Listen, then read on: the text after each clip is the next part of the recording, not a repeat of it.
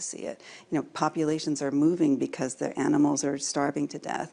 People are severely malnourished, and I visited children in a hospital who were so acutely malnourished that you walk into the room and it's completely quiet because the babies are too weak to cry. So all of these crises are sort of impacting each other, reinforcing each other, and the impact on children is devastating. And I think when you look at, on the healthcare side, having decent primary healthcare in these countries would be incredibly helpful, and that exists in some places, but unfortunately not enough. Mm-hmm. Lev, when it comes to the issue of sustainability and pricing, which can also be a barrier to access, what are you thinking of as AstraZeneca, and also when it comes to your carbon footprint? Well, first of all, I think what we're seeing now are many of us, governments, but also companies, realizing that health and sustainability goes together, and especially so with climate change. And good examples of this is respiratory disease with air pollution, probably produces millions of deaths every year.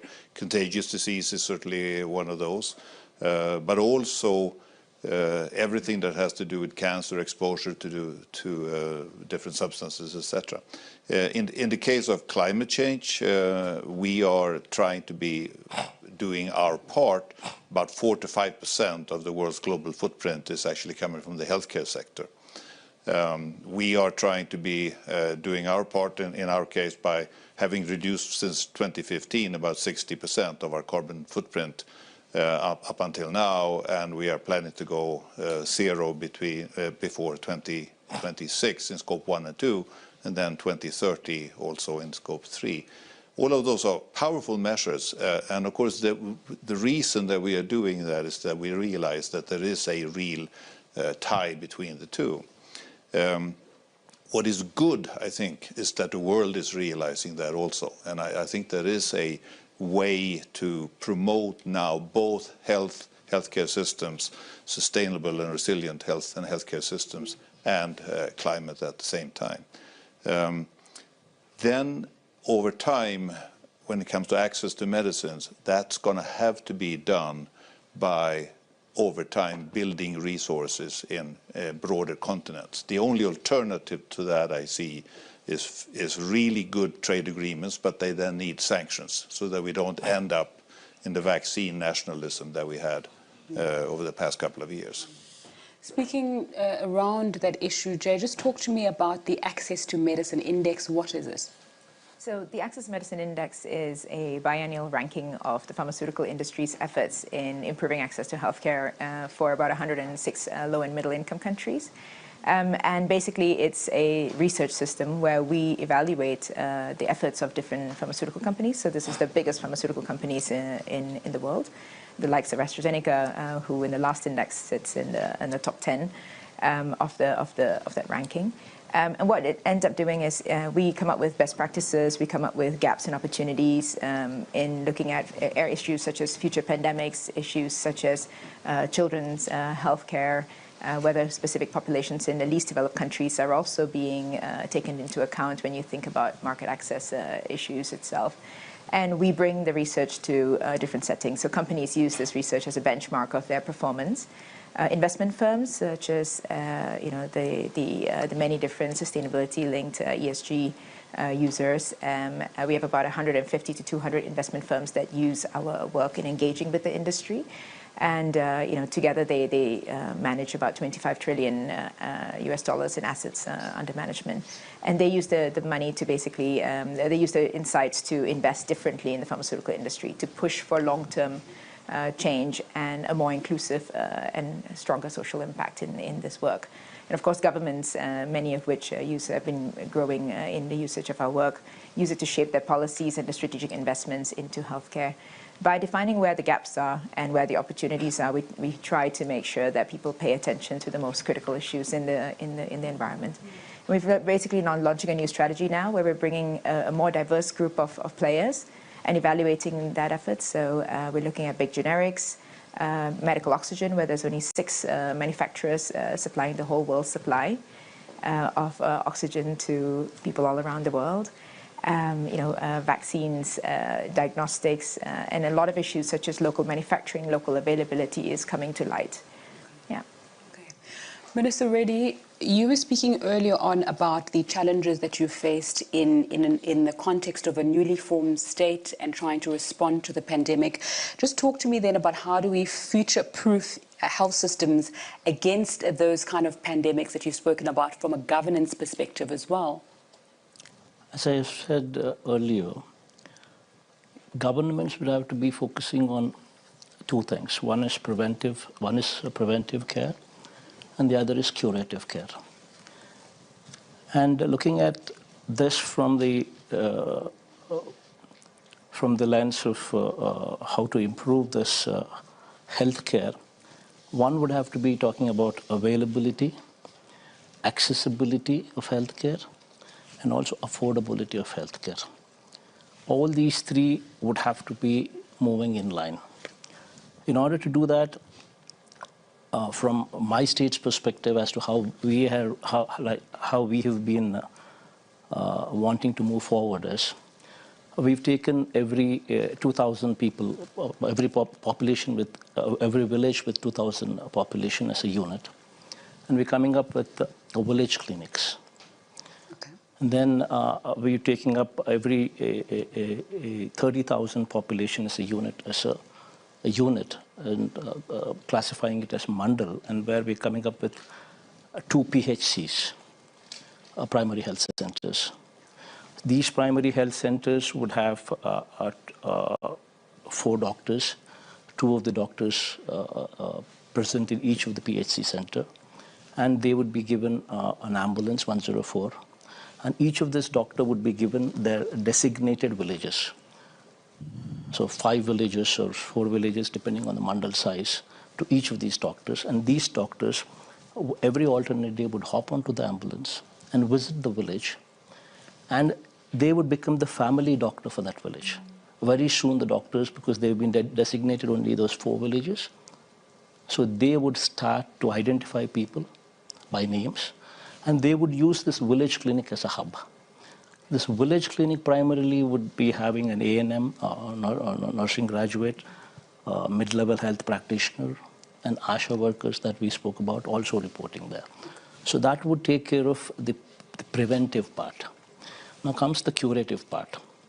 The curative part would be dealing with the community, with district hospitals, the teaching hospitals. The area hospitals and the teaching hospitals are going to play a very critical role there. So there we are coming up with every parliament taken as a unit.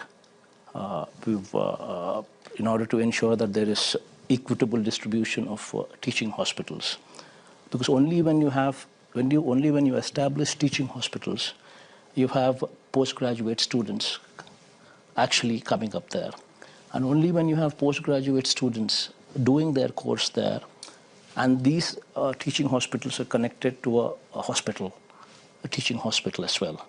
So teaching college and teaching hospital together would become the tertiary care that we are looking for. Okay. We're going to come back to that issue a little bit later on if we've got time. Catherine, when we're speaking about migration, is it correct to quantify it as a crisis, 1? And 2, what possibilities are there for planning scenarios where even if there is a crisis, there's resilience in healthcare services, and there's also a form of adequate care? Well, yes, it's absolutely a crisis. I mean, the estimates are that 36 million children right now are in migration, sort of crossing borders, and another 20 million are moving inside countries, so IDPs. And that's a horrible problem for children around the world because it's so unstable for them, right? They're moving from one place to another. We don't have good data on whether there is sufficient health care in these migration situations, but we know there's typically not, right? It's very hard. And we encourage countries that are receiving these migrants to incorporate these people into their own health systems, but that's, I can't say that that's happening very much, and so it's very difficult. You could imagine things like routine immunizations, things that matter to children, nutrition, maternal care. All of those things are so disrupted when you're in a situation of migration, as you can imagine. As the minister said, really what you need is good primary health care. That's the single most important thing. And trying to build that up in countries and in situations where migrants are living is really the most important thing. But we're living in a world of very difficult circumstances and very fragile systems that really need to be built up, these healthcare systems, because as we saw with COVID, I mean, even a country like the United States, Western countries are pushed to the brink with something like COVID. So imagine countries that don't have sufficient health care, right, that can't provide that for their people. So we see this as an opportunity now to go in and really try to build up these systems, and that requires good governance, which you're seeing from the minister, but it also requires sustainable resources, which is always the challenging piece.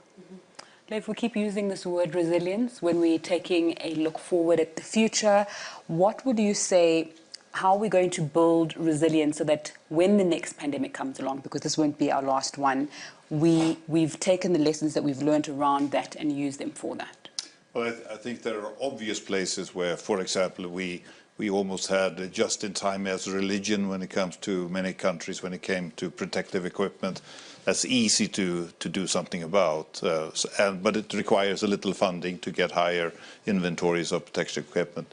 There is lots to be said about preparing for how to actually build medicines, how to do medicines in different countries and different continents, and be able to roll that out at scale quickly. And to do it quickly, it requires preparation to be able to do it. I would argue that good sanctionable trade agreements, such that we don't end up in immediately losing resources on a world scale just because one country does this or that, are the types of measures that we could take, longer term and more difficult, but it would build a greater resilience. We have a war call right now in many countries that says autonomy, and we should be very autonomous. All of that is good up to some level, but it creates an enormous complexity of duplication and cost if we are to do it at each country. So I would start with the first aspect of saying, let's try to make global agreements in such a way that they will actually hold even in a period of crisis. All of this, very interesting. In a minute, Jay, how do we plan to mitigate risks like supply challenges, wars, and access in the future? In a minute. Yes. So I think that early awareness and early thinking is absolutely critical. In the case of the industry, early planning for access, so that when you're designing a product, when you're thinking which products should be part of the research and development pipeline, already needs supply, needs to be taking account of supply issues, affordability issues, and how will a particular product be used in a primary or tertiary care system.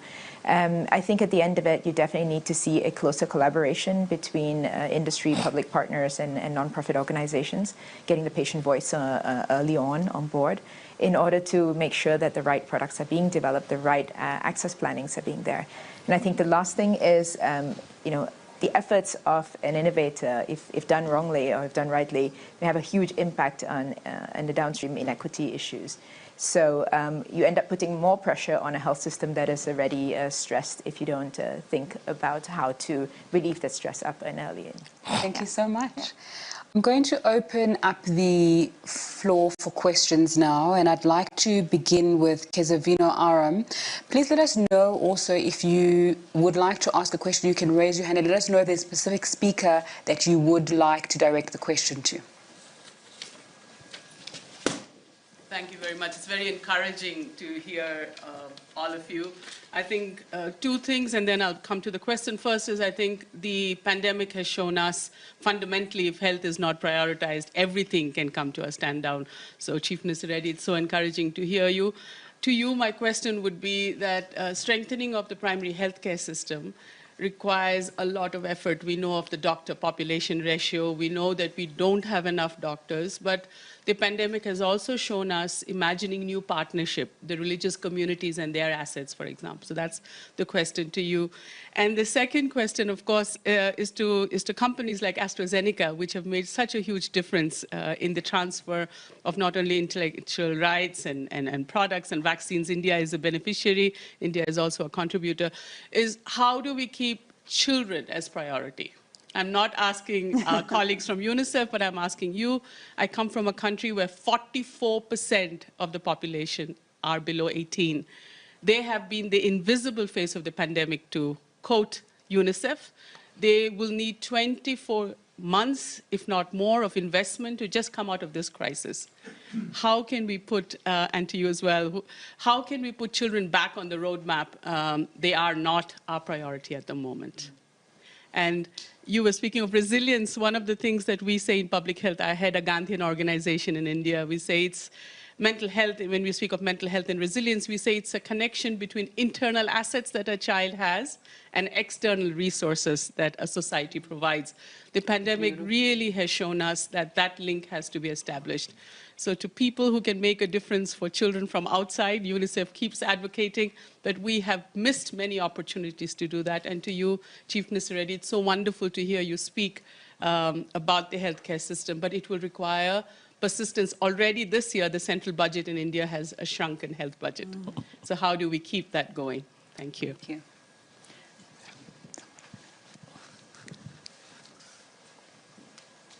you. The Minister starter. It was a very lengthy question. I put forth a lot of them. But as she rightly said, we have constraint on the funds.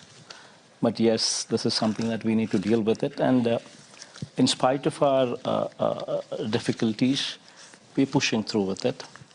And we've allocated a 3-year window where we're wanting to mobilize $2 billion, 16,000 crores into this whole setup. And we are heading in the right direction, and we will do it. And as far as the doctors are concerned, as you've just spoken, we do understand that this is a predicament that we need to deal with it. And that's exactly why we are trying to open up more medical colleges. We're coming up, the state had 11 teaching colleges, medical colleges, till our regime had come in. Now we are actually opening up 16 medical colleges. So covering taking every parliament as a unit, so that there is uniformity in distribution. And a teaching hospital and a medical college together would provide for postgraduate students to come in and provide for the healthcare. So. Thank you. Let me add a perspective, I think, on primary healthcare. I've spent a lot of time in India, and I'm quite impressed with the way that India is beginning to use digital in a way to enhance primary healthcare, especially when you come out into rural areas, like in many countries. The ability to connect to someone who's an intelligent person, but also over time, artificial intelligence actually opens up tremendous amount of low-cost healthcare opportunities, which I think we should do much more of. On your question to children, I think the real world there is prevention.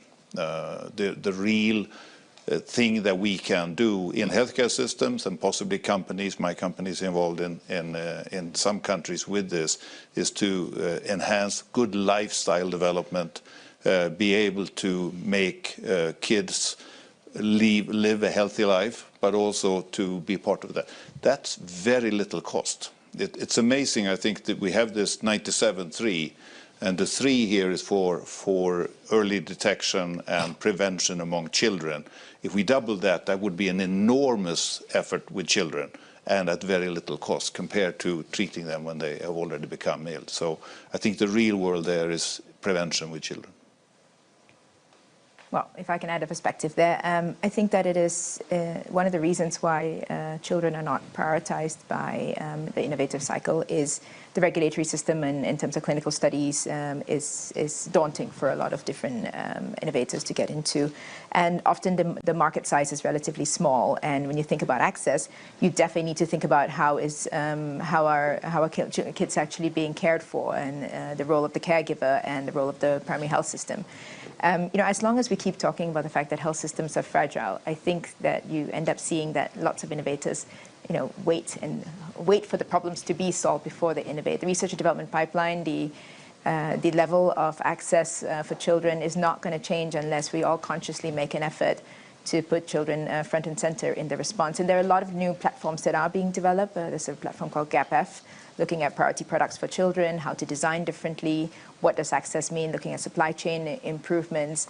But it really must include the primary healthcare system, the preventative element of it, treatment, curative, and the role of the caregiver. I think that has to be in the system itself. Okay. I'm going to open up the floor for more questions. I can see a hand here and a hand behind me. If we can just get mics to them so the questions can be asked.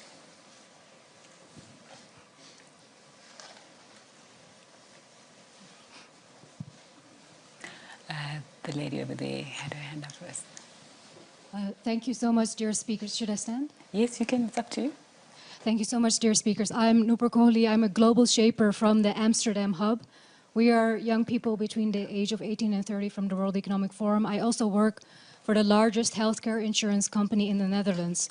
So my question to you is, looking at healthcare resilience, what do you think is the role of healthcare insurance in many countries where it's actually not available? And I feel it's a primary human right to also have healthcare insurance in many countries. Is there a specific person that you'd like to answer the question, or is it open to the floor? I would like Mr. Johansson and also their Chief Minister to answer those questions, how you view that. Thank you. All right, can we Okay, I think happy to. I think traveling around the world like we are, we have people on the ground in more than 100 countries, and we are selling drugs into 200 countries. It's very good to see the development in many countries, India, China, etc., where reasonable healthcare programs are being put in place, and mainly as a government effort. How to best combine those between private and government efforts, I think, is up to each individual country. Depends a little on how it's going.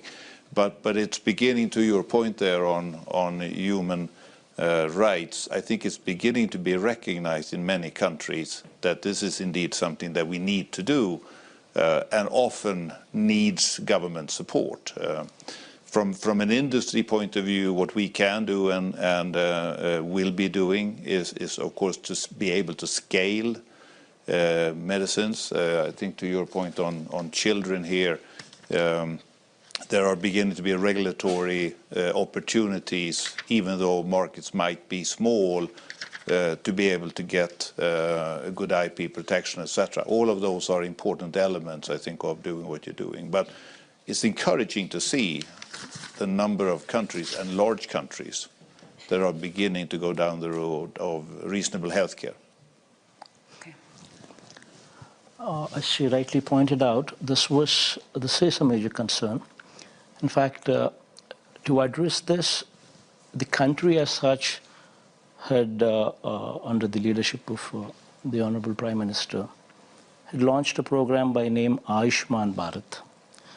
It's a more or less a combination of, it's more like an insurance part where the state governments are also involved in settling the claims. The funds come from central government, but it deals with 1,000 procedures or so. That is not sufficient, it's inadequate. So in the state of Andhra Pradesh, we have widened that scope, and we have come up with our own insurance scheme. It's called YSR Arogyashri scheme. I named it after my father because that's the kind of priority that I give to that scheme. So I just want it to be remembered, and I want to do a good job out of it. So what we have done is we've scaled the number of procedures to 2,446. From 1,000 what the central government supports, we increased that to 2,446 procedures. And practically, we have distributed cards to 1.44 crore houses. And we've increased the limit for the eligibility of this card to income limit of 5 lakhs per annum. So anybody whose income is less than 5 lakhs per annum is eligible for this card. And 1.44 crores out of the total households of approximately 1.5 to 1.53 crores cards that households that we have, 1.44 crore cards are covered under this scheme. Okay. And last 3 years, we've helped almost 25 lakh people get treatment free of cost here. We have about 10 minutes. We're going to fly through a few more questions briefly from the audience. The Executive Director of UNAIDS is in the audience with us, Winnie Byanyima. I think she would like to ask a question. If we can get a mic to her at the back there with the black head wrap and the red top. Thank you, Zinga. Thank you, moderator. Okay. And thank you, panel. Mine's not a question, it's a comment. And responding to the subject you're talking about, I don't think that we're going to be on track to resolve a health crisis that turned into an economic crisis without tackling the inequalities that drive them. We are not health security strategies that neglect some people and protect a few privileged won't protect anyone ultimately. What do we need?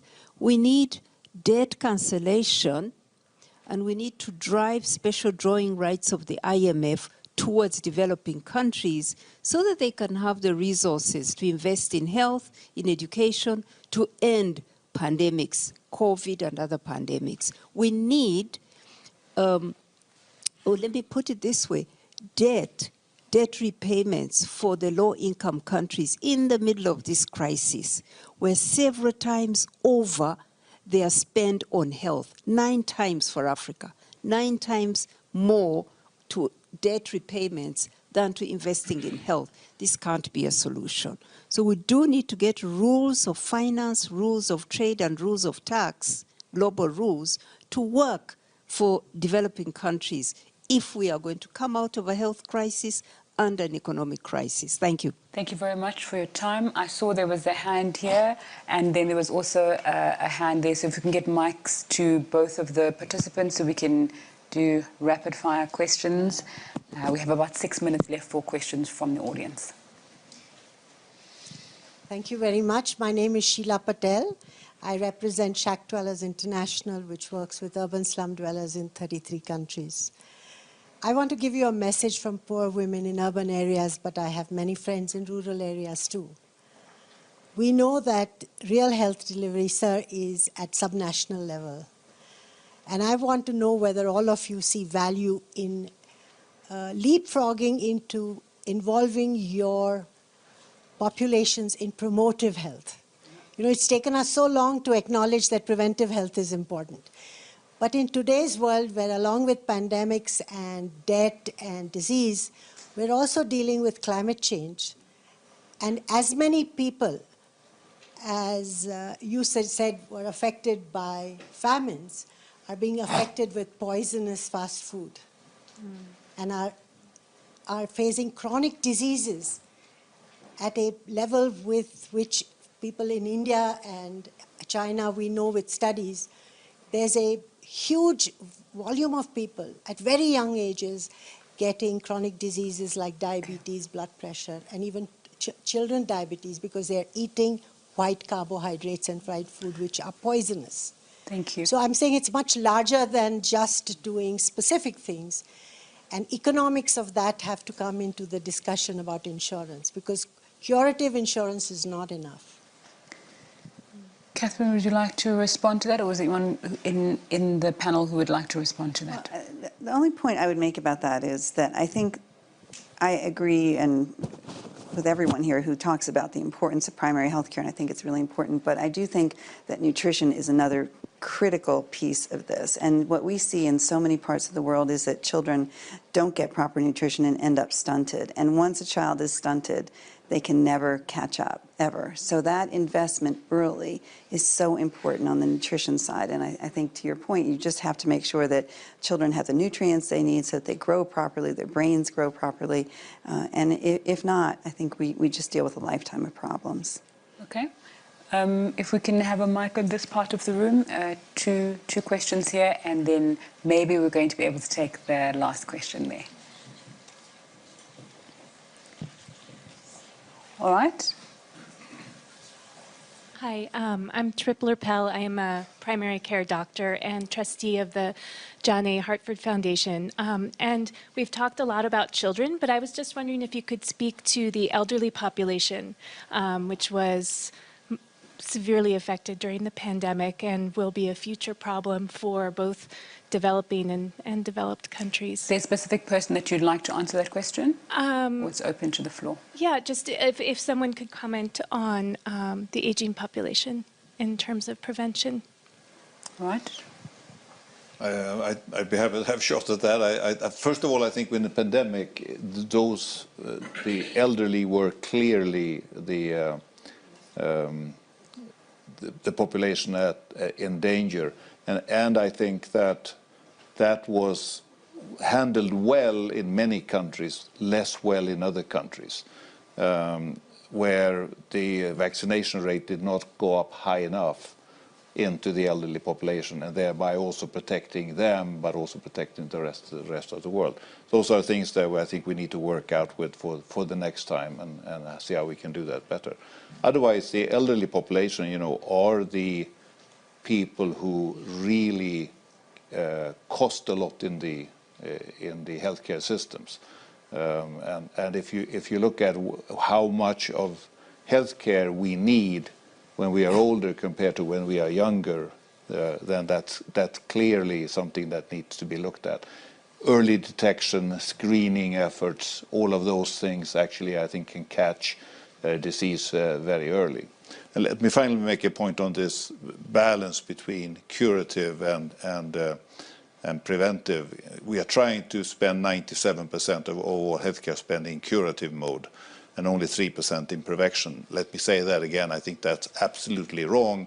We seem to all agree on that, and every panel I go to, we agree on that, and then we go home and do nothing. So I think we really would want, as an outcome of this panel, to do something real there. Okay. Second last question from behind us, penultimate question. Hi, my name is Silvana Sinha. I'm the founder of Brava Health in Bangladesh, which is a technology pioneer here at the World Economic Forum. Our company offers integrated outpatient care. We're a private healthcare provider. So my question is about the role of the private sector and how we create more incentives for investment in the things that we're all saying that we need, including primary care and quality diagnostic testing. My company has raised $12 million to get to the point that we've served 360,000 patients, but we have no institutional funding because there are no institutional investors that are investing in my sector. Okay. I'd like to take that.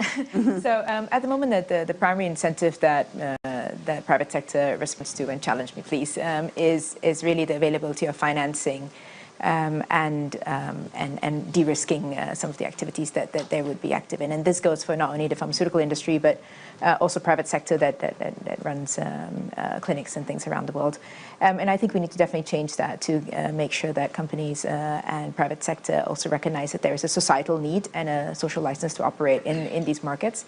And that combination is basically what needs to come in play in order for people to understand it as financial and non-financial incentives that need to be put in place. All right, last question from the floor. Last brief question from the floor. We'll make it brief. Thank you, everyone. Very interesting feedback. My name is Andre Guo. I'm a physician practicing in the US, a physician in chief for oncology for a large statewide system in New Jersey. And in the last minute that we have, I just want to raise a question and maybe have your comments, is that how we build up, part of resilience, we need to build the trust and rediscover trust of the public into our healthcare system, particularly with discordant messages, even within healthcare providers sometimes, of what to do best, particularly in a pandemic. That was something very important. So, thank you. Last shot at that question. All right, go ahead. Well, I think it's spot on. I mean, building back trust means performing and making sure that as an industry or as a government, you're delivering on your commitments. So if you don't deliver on your commitments, then you lose trust, and that's basically the situation we're facing right now. Thank you very much. Thank you to our audiences. Thank you to our audience for raising thought-provoking questions, and thank you to our panel for answering them so well and really taking a look at what we need to do in terms of policies, practices and partnerships to strengthen health system sustainability and resilience now and in the future, and sharing your experiences. I think what's come out is the importance of primary health care, collaboration with sectors, the importance of prevention and innovation, and getting ready for whatever may come. It's been a pleasure facilitating this conversation. Good morning.